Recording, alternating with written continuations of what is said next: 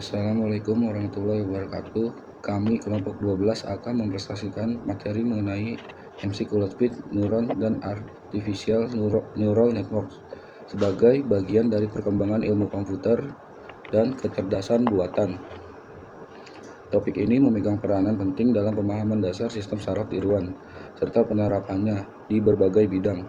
Semoga presentasi ini dapat memberi wawasan bermanfaat relevan dengan prinsip ilmu pengetahuan yang terus berkembang, yang mendorong kita terus belajar berinovasi. Tanpa berpanjang lebar, mari kita mulai slide pertama. Yang pertama, ada cikal bakal jaringan saraf tiruan.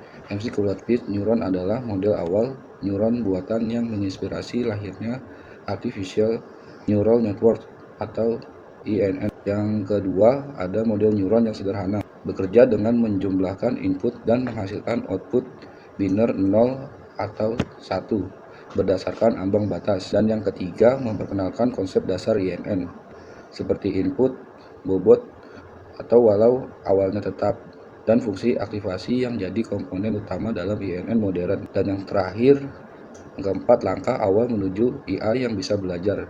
Meskipun belum bisa belajar, model ini membuka jalan bagi pengembangan neuron yang dapat dilatih seperti perceptron dan deep learning. Mari kita mengenal jaringan saraf tiruan. Jaringan saraf tiruan atau Artificial Neural Network merupakan model komputasi yang terinspirasi dari struktur dan cara kerja otak manusia. Terdiri dari neuron-neuron tiruan yang saling terhubung melalui sambungan dengan bobot tertentu.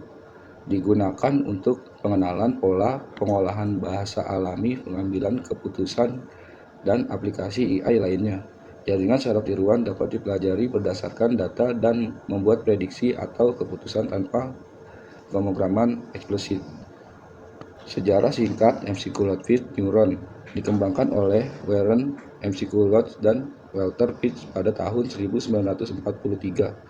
Model pertama dari neuron tiruan yang menjadi dasar bagi perkembangan jaringan saraf tiruan modern memperkenalkan konsep input biner, fungsi aktivasi ambang batas, dan logika biner dalam komputasi menunjukkan bahwa jaringan sederhana dari unit ini dapat mempresentasikan fungsi logika kompleks. Studi kasus sistem lampu hijau darurat di perlintasan kereta. Deskripsi kasus: di sebuah perlintasan kereta ada dua sensor. Sensor A mendeteksi kereta mendekat dari arah utara, sensor B mendeteksi kereta mendekat dari arah selatan. Tujuan sistem lampu hijau untuk kendaraan darat atau mobil atau motor hanya boleh menyala jika tidak ada kereta dari kedua arah. Jadi kalau ada kereta dari arah manapun, lampu tidak boleh hijau.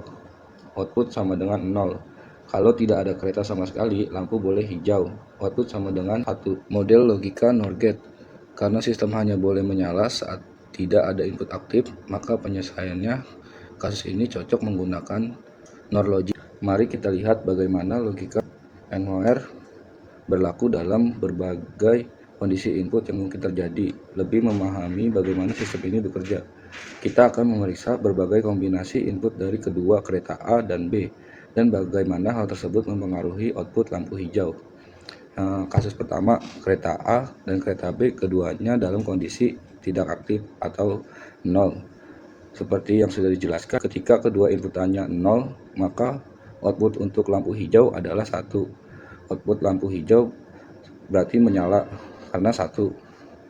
Kasus kedua, kereta A aktif tetapi kereta B tidak aktif. Input kereta A utara 1, input kereta B selatan 0. Dalam hal ini karena ada input aktif 1 dari kereta A, maka output untuk lampu hijau adalah 0. Sistem menonaktifkan lampu hijau untuk mencegah kecelakaan atau gangguan dalam pengaturan jalur kereta. Output lampu hijau 0. Kasus ketiga, kereta B aktif, kereta A tidak aktif. Input kereta A utara sama dengan 0, input kereta B selatan sama dengan 1. Dalam kasus ini karena ada input aktif 1 dari kereta B, maka output untuk lampu hijau adalah 0. Ini menjaga sistem agar tetap aman, memastikan bahwa kereta B tidak melintasi jalur yang belum bebas. Output lampu hijau mati atau 0. Kasus yang keempat, kedua kereta aktif atau 1. Input kereta A utara sama dengan 1, input kereta B selatan sama dengan 1. Jika kedua inputnya aktif, maka output untuk lampu hijau tetap 0, karena kedua kereta tidak bisa bergerak bersama-sama di jalur yang sama. Ini untuk mencegah tabrakan atau gangguan lainnya. Output lampu hijau mati atau 0. Mid-Schooled Implementation. Bobot A sama dengan -1, bobot B sama dengan -1, result atau perhitungan sama dengan minus 0,5. Fungsi aktivasi step function. Berikut tabel implementasinya, saya akan menjelaskan langkahnya. Baris 1, input A sama dengan 0, B sama dengan 0, perhitungan total 0 dikali minus 1 ditambah 0 dikali minus 1, hasilnya 0, cek thresholdnya 0 lebih besar atau sama dengan minus 0,5, pernyataannya adalah benar, maka outputnya yaitu 1 atau lampu hijau menyala. Ya, baris 2, input A sama dengan 0, B sama dengan minus 1, perhitungan total 0 dikali minus 1 ditambah minus 1 dikali minus 1 sama dengan minus 1. Cek thresholdnya minus 1 lebih besar atau sama dengan minus 0,5, maka pernyataan tersebut adalah salah. Maka outputnya 0 atau lampu hijau mati. Untuk baris ketiga, input A sama dengan minus 1, B sama dengan 0, perhitungan totalnya minus 1 dikali minus 1 ditambah 0 dikali minus 1 sama dengan minus 1. Untuk cek thresholdnya minus 1 lebih besar atau sama dengan minus 0,5, maka pernyataan tersebut adalah salah. Outputnya adalah 0 atau lampu hijau mati. Baris keempat, input A sama dengan minus 1, B sama dengan minus 1, perhitungan totalnya minus 1 dikali minus 1 ditambah minus 1 dikali minus 1, maka hasilnya minus 2. Untuk cek thresholdnya minus 2 lebih besar atau sama dengan minus 0,5, maka pernyataan tersebut adalah salah. Output yang dihasilkan adalah 0 atau lampu hijau mati. Kesimpulan penyelesaian kasus tersebut, sistem pengendali lampu hijau darurat di perlintasan kereta dapat dibangun menggunakan logika NOR dan dipresentasikan oleh model Mid-Schooled karena kebutuhannya sangat cocok, yaitu hanya menyala saat tidak ada input aktif.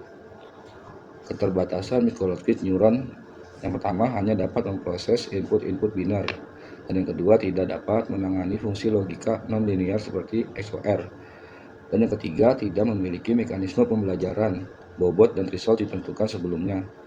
Yang keempat, hanya cocok untuk fungsi logika yang dapat dipisahkan secara linear. Peran Mid-Schooled dalam jaringan saraf tiruan.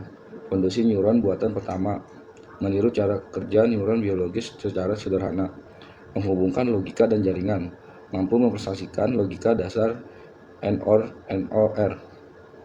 menginspirasi model pembelajaran menjadi dasar lahirnya perseptron dan pembelajaran berbobot, menunjukkan batas neuron tunggal tidak bisa menyelesaikan masalah non-linear seperti XOR, mendorong lahirnya multi-layer network. Landasan awal AI Deep Learning membuka jalan untuk pengembangan INN modern. Kesimpulan, Mid-Schooled neuron adalah model pertama dari neuron tiruan yang menjadi dasar bagi perkembangan jaringan saraf tiruan modern, memperkenalkan konsep-konsep dasar dalam komputasi yang terinspirasi dari otak manusia. Meskipun sederhana, model ini memiliki peran penting dalam sejarah perkembangan kecerdasan buatan. Dan sekian presentasi dari kelompok kami, kurang lebihnya mohon maaf. Assalamualaikum warahmatullahi wabarakatuh.